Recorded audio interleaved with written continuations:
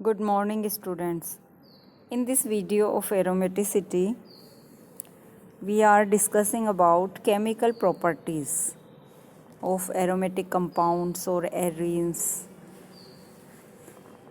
Actually, chemical reactions of arenes are classified into two types. First, reactions due to benzene ring. Means benzene ring पर होने वाली reactions. Second है reactions due to side chain. Means side chain पर होने वाली reactions. Side chain पे जो reaction होंगी वो रिएक्शंस सब्स्टिट्यूशन रिएक्शन हो सकती हैं. बेंजीन रिंग पर जो रिएक्शन होंगी वह एरोमेटिक कंपाउंड्स की कैरेक्टरिस्टिक रिएक्शंस होंगी जो कि इलेक्ट्रोफिलिक सब्स्टिट्यूशन रिएक्शंस हैं.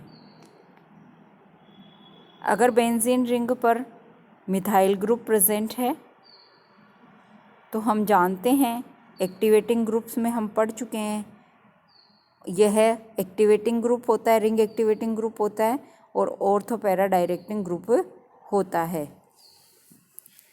टोलुइन को देखें हम, ये टोलुइन है.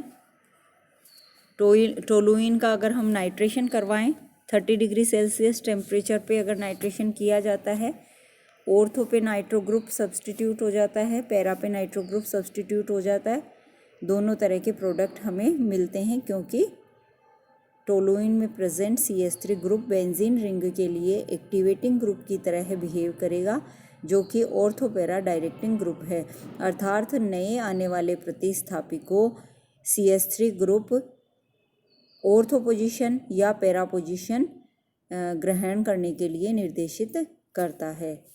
यदि यही नाइट्रेशन रिएक्शन 100 डिग्री सेल्सियस पर करवाई जाती है तो CH3 ग्रुप का ऑर्थो पैरा निर्देशी प्रभाव इतना प्रभावी हो जाता है कि एक ही बेंजीन रिंग में ऑर्थो पे और पैरा पे दोनों पोजीशंस पे नाइट्रो ग्रुप सब्स्टिट्यूट हो जाता है, या फिर दोनों ऑर्थो एंड एक पैरा पे नाइट्रो ग्रुप सब्स्टिट्यूट हो जाता है अगर हमने नाइट्रेशन के लिए टेम्परेचर रखा 100 डिग्री सेल्सियस. तो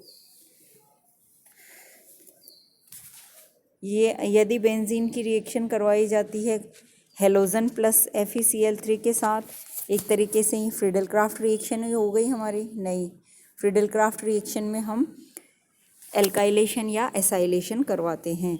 यहाँ पे हम करवा रहे हैं halogenation in presence of Lewis acid that is FeCl3.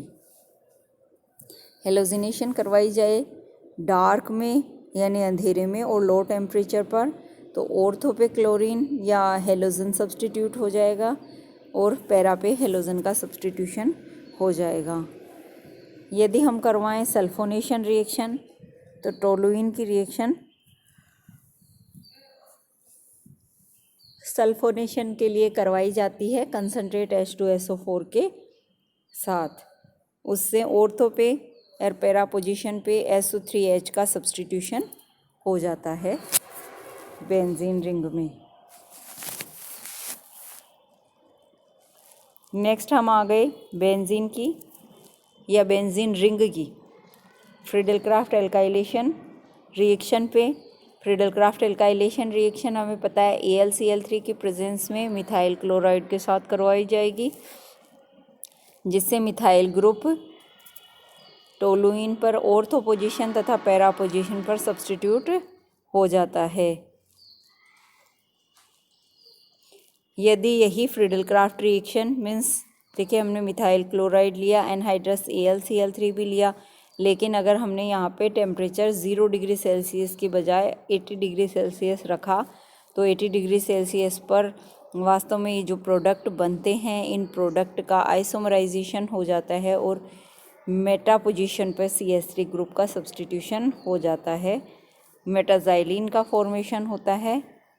Main product के रूप में मेटाजाइलिन बनता है, लेकिन बाई प्रोडक्ट के रूप में ऑर्थोजाइलिन एंड पैराजाइलिन भी बनते हैं. Next Friedel craft acetylation.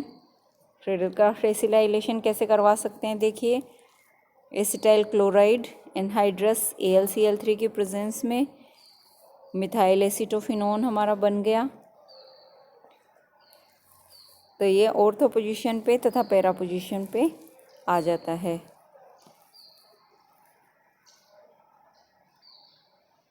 Phenol में बेंजीन रिंग की इलेक्ट्रोफिलिक सब्स्टिट्यूशन रिएक्शन के साथ ही एडिशन रिएक्शन भी होती हैं। एडिशन रिएक्शन है कैटालिटिक रिडक्शन रिएक्शन। देखिए टोलुइन का हाइड्रोजन के साथ हमने रिएक्शन करवाया, हाइड्रोजन का एडिशन करवाएंगे मेटल के प्रेजेंस में। प्लेटिनम, पैलेडियम या निकल ले लेंगे हम मेटल के कैटलिस्ट के रूप में।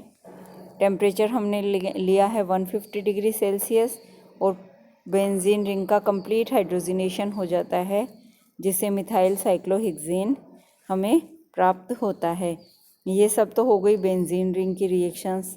अब अपन बात करेंगे reactions due to side chain. Side chain के कारण कौन कौन सी रिएक्शंस होती हैं।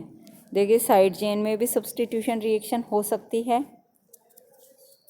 बेंजीन को जब हेलोजन के साथ सनलाइट या यूवी लाइट की प्रेजेंस में गर्म किया जाता है तो साइड चेन का हेलोजिनेशन हो जाता है। साइड चेन के हेलोजिनेशन के लिए हमें बेंजीन को या फिर टोलुइन को हेलोजन के साथ सनलाइट या यूवी लाइट की प्रेजेंस में हीट करना होता है। और अगर हमने हेलोजिनेशन देखिए इस तरीके से करवाया, क्या बोलते हैं इसे, FeCl3 लुईस एसिड की प्रेजेंस में करवाया हेलोजिनेशन, तो क्या होगा, लो टेम्परेचर पर यह होगा और बेंजीन रिंग पर सब्स्टिट्यूशन होगा। लेकिन अगर यही हेलोजन की प्रेजेंस हमें लुईस एसिड के साथ ना लें और हीट तथा सन रेडिएशंस के साथ करवाया जाए तो साइड चेन का हेलोजिनेशन हो जाएगा। Firstly 1 hydrogen will be replaced by chlorine. Second step में सेकेंड हाइड्रोजन का रिप्लेसमेंट होगा एंड थर्ड स्टेप में थर्ड हाइड्रोजन का रिप्लेसमेंट भी हो जाएगा और लास्टली बेंजोक्लोराइड का फॉर्मेशन होगा। इसके लिए रिएक्शन का मैकेनिज़्म हम देखें तो फ्री रेडिकल मैकेनिज़्म से रिएक्शन यह वाली होती है जो सनलाइट की प्रेजेंस में होती है, क्योंकि सनलाइट की प्रेजेंस में फ्री रेडिकल्स का फॉर्मेशन इजीली हो जाता है। फ्री रेडिकल मैकेनिज़्म हम देखें, फ्री रेडिकल मैकेनिज़्म हमें पता है 3 स्टेप्स में होती हैं। फर्स्ट स्टेप होता है chain initiation step, second step होता है chain propagation step, third step होता है chain termination step. First step होगा सबसे पहले चेन इनिशिएटिंग स्टेप। इसमें फ्री रेडिकल्स का फॉर्मेशन होगा। क्लोरीन क्लोरीन बॉन्ड का होमोलाइसिस होगा और फ्री रेडिकल्स फॉर्मेशन हो जाएगा, जिससे रिएक्शन स्टार्ट हो जाएगी। सेकंड स्टेप में चेन प्रोपेगेशन स्टेप है। उस स्टेप में एक फ्री रेडिकल कंज्यूम होता जाएगा, उसकी जगह दूसरे फ्री रेडिकल का फॉर्मेशन होता जाएगा। इस तरीके से रिएक्शन आगे बढ़ती रहेगी स्टेप बाय स्टेप, और चेन तब तक चलती रहती है जब तक कि जितने भी रिएक्टेंट्स वहाँ रिएक्शन मिक्सचर में प्रेजेंट ना हो, यूज़ ना हो जाएं, जिससे कि स्टेप्स चलते रहेंगे। Lastly chain terminating step. Terminating step में क्या होता है, जो भी फ्री रेडिकल्स प्रेजेंट होते हैं, जैसे क्लोरीन फ्री रेडिकल Cl2 बन गया, जितने भी फ्री रेडिकल रिएक्शन मिक्सचर में प्रेजेंट होते हैं वो आपस में रिएक्शन करके फ्री रेडिकल्स को समाप्त कर देते हैं और रिएक्शन समाप्त हो जाती है।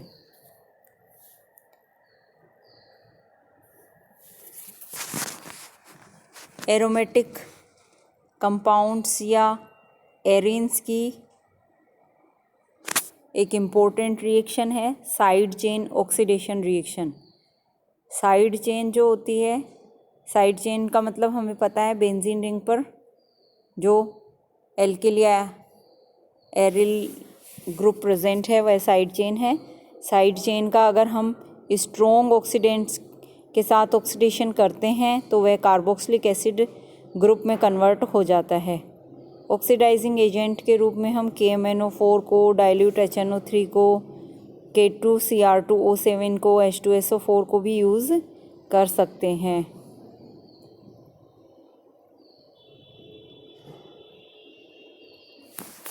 टोलुइन का ऑक्सीडेशन किया गया, इसमें साइड चेन के रूप में CH3 है, स्ट्रॉन्ग ऑक्सीडेंट। ऑक्सीडेंट कौन सा लेना है हमें यहाँ पे? KMnO4, dilute HNO3, K2Cr2O7, H2SO4 ये लेने हैं। इनकी प्रेजेंस में स्ट्रॉन्ग ऑक्सीडेशन होता है और साइड चेन कार्बोक्सिलिक एसिड में कन्वर्ट हो जाएगी, चाहे वह कितनी ही बड़ी चेन क्यों ना हो। मिथाइल हो, चाहे इथाइल हो, चाहे प्रोपाइल हो, चाहे आइसोप्रोपाइल हो, सभी का ऑक्सीडेशन होकर के ये बेंजोइक एसिड में कन्वर्ट होते हैं। ऑक्सीडेशन किसके द्वारा होगा? KMnO4 के द्वारा होगा।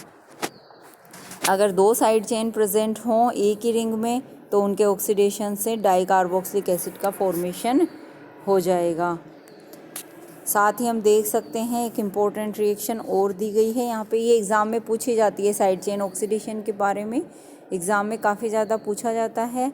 और यहाँ ये भी पूछा जा सकता है कि टोलुइन को या इथाइल बेंजीन को बेंजोइक एसिड में किस प्रकार कन्वर्ट किया जा सकता है। टोलुइन का अगर ऑक्सीडेशन हम करवाएं क्रोमाइल क्लोराइड के साथ में CCl4 से कराएं तो बेंजेल्डिहाइड का फॉर्मेशन होता है। इसे एटार्ड रिएक्शन कहते हैं, ये भी याद रखना है अपने को। अगर टोलुइन की रिएक्शन हम क्रोमाइल क्लोराइड CCl4 से करवाएं तो बेंजेल्डिहाइड बनता है, KMnO4 से करवाएं तो बेंजोइक एसिड बनता है। ये दोनों काफ़ी इम्पोर्टेंट रिएक्शंस हैं, एग्ज़ाम के पॉइंट ऑफ व्यू से काफ़ी ज़्यादा पूछी जाती हैं एग्ज़ाम्स में।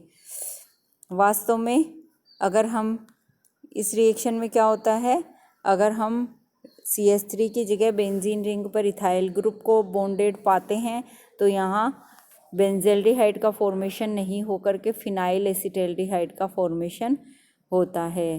तो ये बात यहाँ ध्यान रखने वाली है। नेक्स्ट वीडियो में हम डिस्कस करेंगे एल्काइनाइल बेंजीन के बारे में। Thank you.